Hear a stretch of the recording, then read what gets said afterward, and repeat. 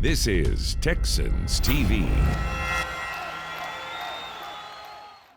Texans Extra Points is sponsored by BHP and by Reliant, the official energy provider of the Houston Texans, and by your local Ford dealers. Ford is the best in Texas. We are ready to rock at NRG Stadium. Watt gets him down this time. JJ with the sack. Rock and roll. Touchdown. Desean Watson. Texans Extra Points is now, and we're so very happy that you're with us. And I'm so very happy that this guy who, there's like a gulf between us, but you're still in studio. It's Wade Smith, man. We've got much to discuss. You and I have been doing it via Zoom the last 5-6 months, but glad you're in studio now because we've got a telestrator. We've got to do some next-gen stats. We're talking about the defense today, but we begin with some quick hits, some news of the week, if you will, in Texans land. And the Texans been going through training camp practices over the last couple weeks, and Desean Watson, as you might guess, has looked good. Now, he's not throwing in a game, he's not doing any of that stuff, but he has a full command of the offense. If you listen to him, if you listen to his head coach, and if you listen to some of his teammates. He is one of the most phenomenal quarterbacks I've ever played for. His ability to learn from his mistakes extremely quick is huge. I've never seen him miss 2 passes twice. Like, he'll miss one at practice one day and then he'll never miss that again. That's, in my mind, is one of the main differences that makes up an average quarterback and a great quarterback. Much has been made this offseason about the continuity on the offensive line, and rightfully so. The first time since 2011, the Texans return all 5 starters up front. But not much has been made about continuity in the secondary. For the most part, it's a lot of the same guys. So we already know that camaraderie, that chemistry with each other, the matchups that we're going to be looking for.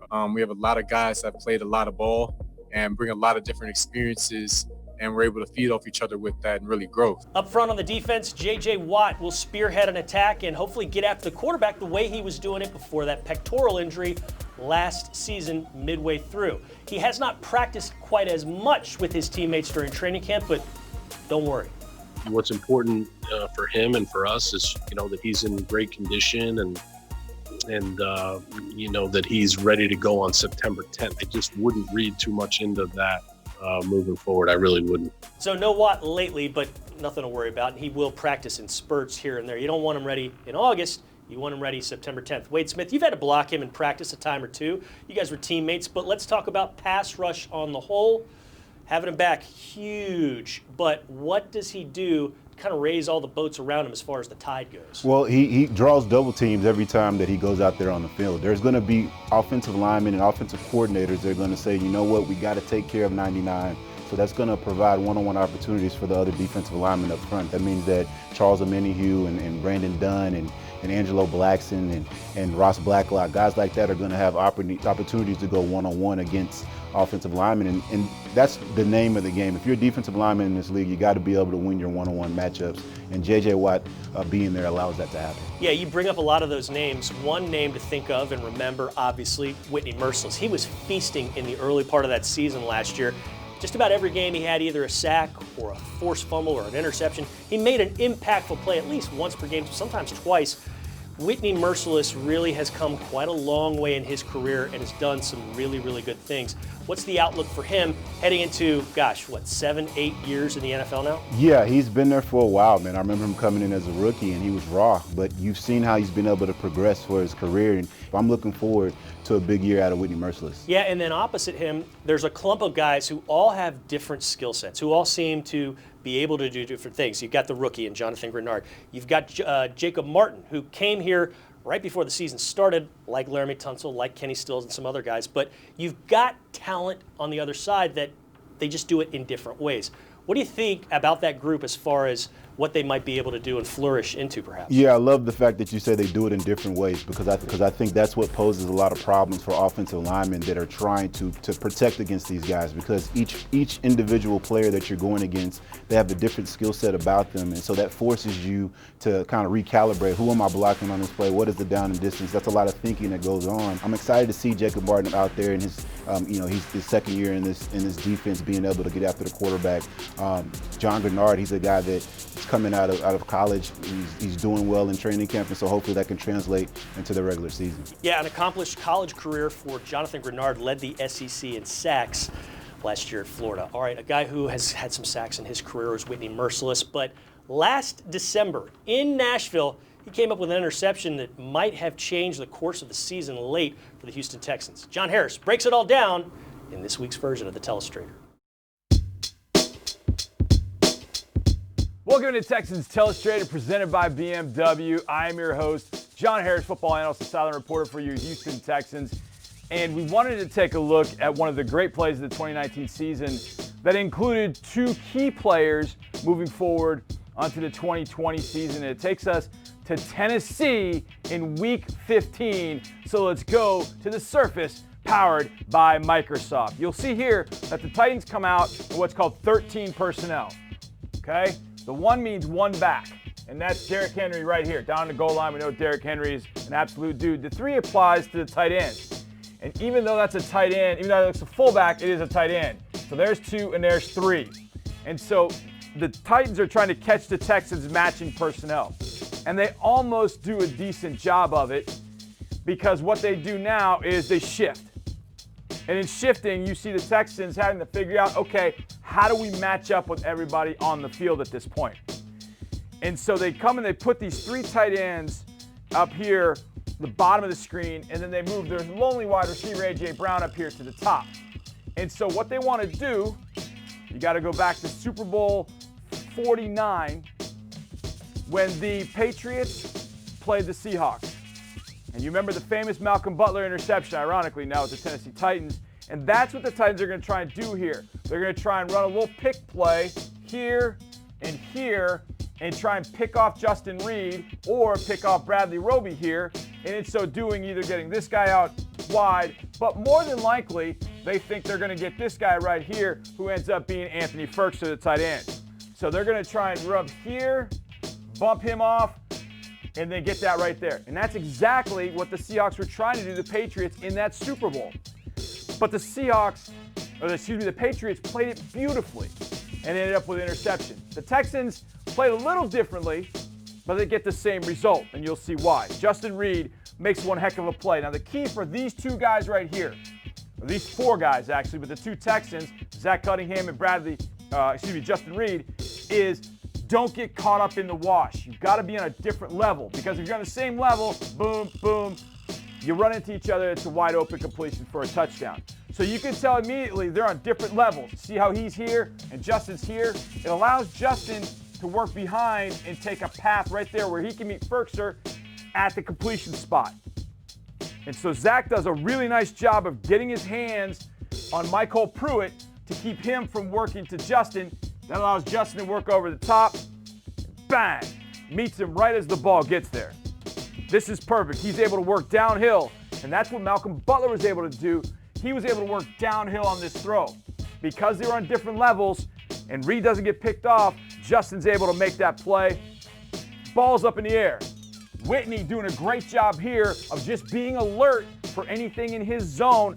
Turns around, and the ball's right there. Gift of all gifts. Whitney takes it and then starts running. And starts running. And starts running. That play was tremendous in that particular game. It led to a Kenny Stills touchdown and put the Texans in the lead and changed not only that game, but the AFC South race.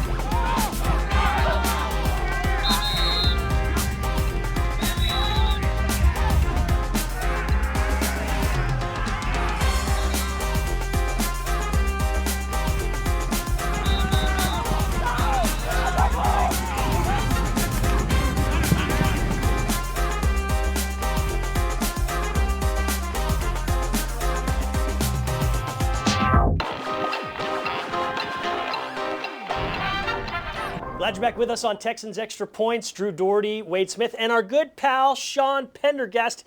You've been out at practice. You've been checking things out. You've got a nice tan, and I like the light switches over your head. That's good stuff. Let's focus on the secondary, though, and let's start with Justin Reid.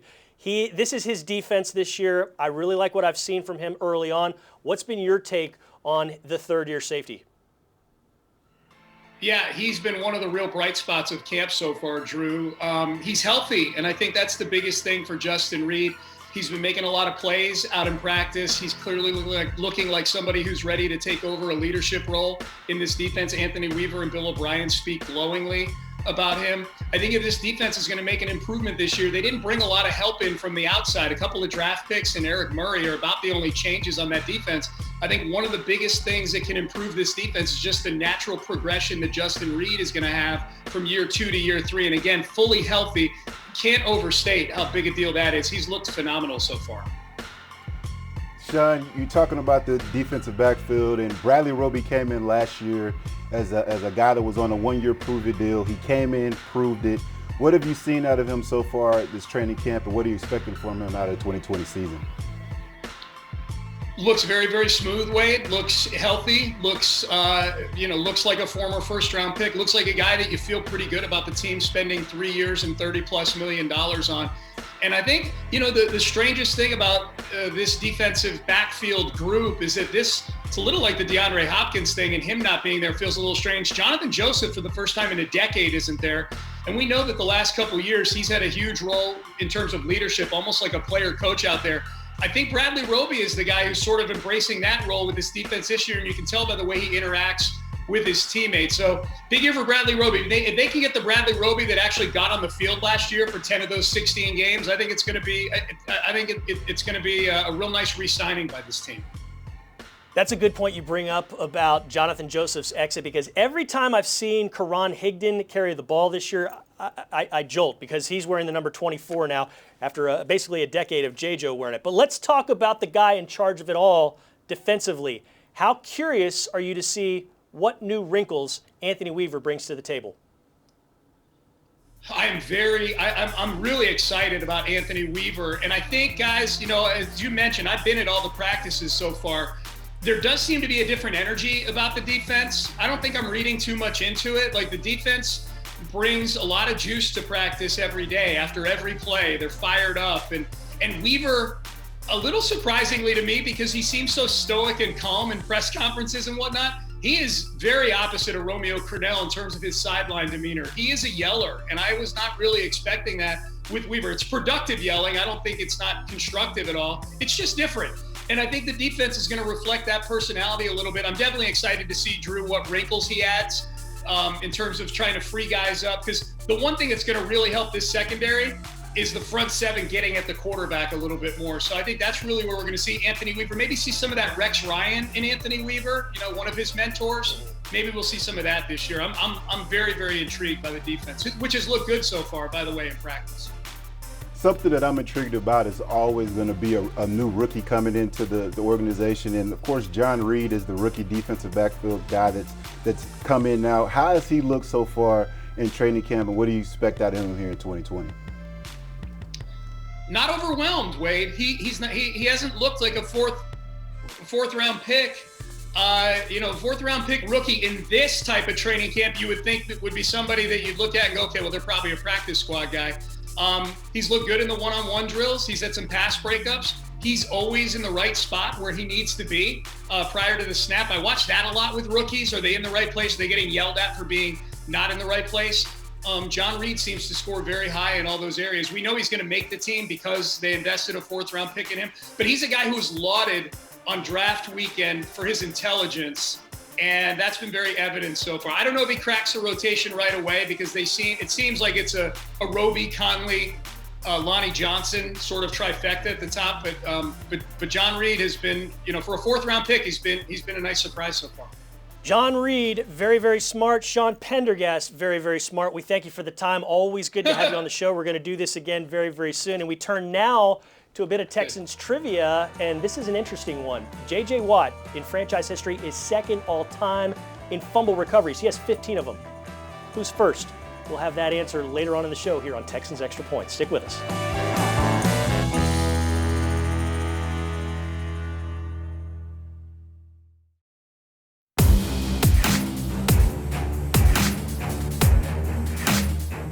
Well, would you look at that? Best in the conference, Zach Cunningham, most tackles last year, but he's not just one of those guys that gobbles up tackles. He's much more than that. Can cover out of the backfield, very impactful. And Wade Smith, as you join us here on Texans Extra Points in the Ford Studios. It seemed like every other tackle of Zach Cunningham's last year was he's standing up and he just throws a guy down. I was very impressed by it. I could never do something like that, but Zach Cunningham, a force there in the middle, and along with Bernard Kinney, I guess those two guys don't usually get the lion's share of attention that some of the guys in front and behind them get. Yeah, man, I love watching Zach Cunningham play football. I mean, you look at him, he looks almost like a free safety or safety out there in his stature, but he plays like a defensive lineman. He's very physical at the point of attack. When offensive linemen try to come up to the second level and meet him, he's very physical, does a great job of using his hands, shedding blocks and making plays, and he does an excellent job of covering backside of the backfield. And I know that's something that he wants to even get better at. I talked to him about that the other day after practice during training camp, and so really excited to see what he has in store for him this year. I think the season that he put together last year was Pro Bowl worthy. But the way the Pro Bowl works, a lot of times is you'll have a really good year, and then once you kind of get your name on the radar, the next year, that's when you kind of cash in on it. I feel like Zach Cunningham has that type of season coming in for him this year in 2020. And since you just said that, folks, you got to remember, this guy, he was a Pro Bowler. He played in Hawaii once, so I just want to make sure people remember. I didn't say that off the top, Wade. I've got to brag for you. You're so modest. But, he led the AFC. We saw that next-gen stat to lead off this segment. A guy who's led the AFC in tackles since 2016, his teammate Bernard Kinney, also a guy who has played in a Pro Bowler. You don't often have tandems like that. In our franchise's history, we saw it in 09 and 10 and 11 with Cushing and Ryans, but it's not often you get that duo there that's effective at inside linebacker, is it? Yeah, Bernard, he's the absolute stud leader of this defense. He's the heart and soul of it, and he makes everything go. He's the communicator that gets everybody where they need to be. If you try to run the ball at him, you're going to have a long day at the office. He does an excellent job plugging up the run game, and so that's what you need out of your inside linebackers. That's the way the defense is designed, for the defensive linemen to kind of take up blockers and let the linebackers inside make plays, and that's what you see out of Cunningham and McKinney. Excellent stuff. All right, time now for the Gatorade players to watch. And Wade, we're going to stick with the linebackers because you are keeping your eyes on defensively this season for who? Zach Cunningham. Oh, big surprise. Cunningham. That's not a bad one. But ultimately, what about this year for Zach is making him somebody you got to watch? You said a lot of good stuff about him earlier, but how about 2020? Yeah, I mean, Zach Cunningham, he's going to start taking it to that next level. I mentioned it earlier that he had a season last year that was Pro Bowl worthy. Now he's going to take it to that next step to where people that are playing against him are going to know, all right, we got to look out for this guy. And I expect to see bigger and better things out of him. I mean, they're going to allow him to rush the passer a little bit more this year. With Anthony Weaver as a defensive coordinator, you don't know where he's going to put who. You don't know where guys are going to get lined up and where they're going to rush from. And that's a problem that offensive linemen and offenses in general are going to have to deal with. And so I think Zach Cunningham is going to reap the benefits of that. That's a good choice. My player to watch is going to be Justin Reed. We saw an excellent rookie season. He was good last year, but he was playing with two bum shoulders. I mean, he played every single game with that injury and wound up winning the Ed Block Courage Award. But out at practices, he was wearing a red jersey, which is really what the quarterbacks were. And that means don't touch this guy, okay? He was wearing that red jersey and then going out on Sundays and making plays all season long. Those shoulders are healthy now, so look for him to take off. We have heard many, many times this August that this defense is really in his mind, and he's one of the leaders out at the back of it. Okay, we've got to go to break. We'll be right back on Texans Extra Points. We have keys to the season ahead defensively. Don't go anywhere.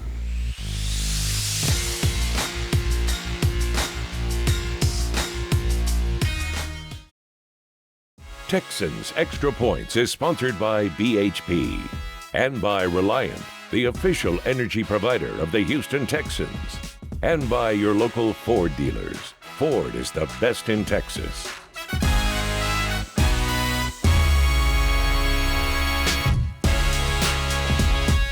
All right, it was a curveball trivia question, and Wade, do you have an answer? Because we saw that J.J. Watt, second all-time in franchise history with 15 fumble recoveries. Who's first? fumble recovery. I saw that. I was like, how's he not first? And then I remembered, oh, yeah. I'm just going to throw a random name out there. Who knows? I'm just going to say D'Amico Ryans. I have no idea. That's a good guess. Yeah. It's a wrong guess because it's David Carr.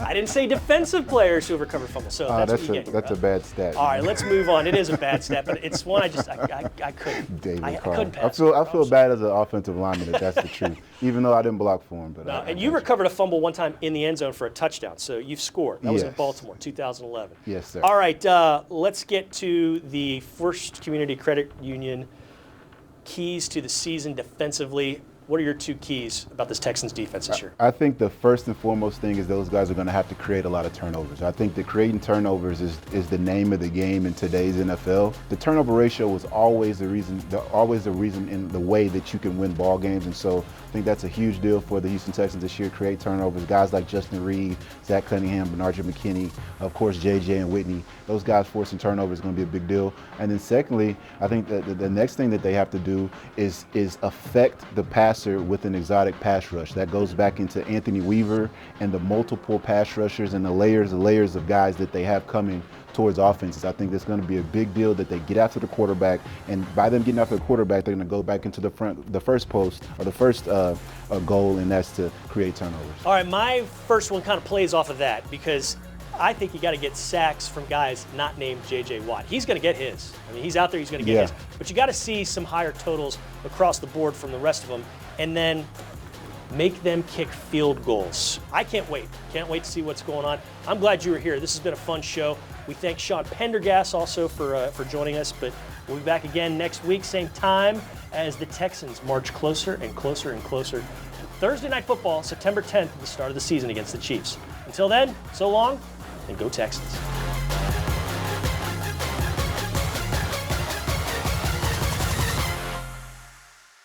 Thanks for watching. Subscribe to our channel and ring the bell to know when we post new content.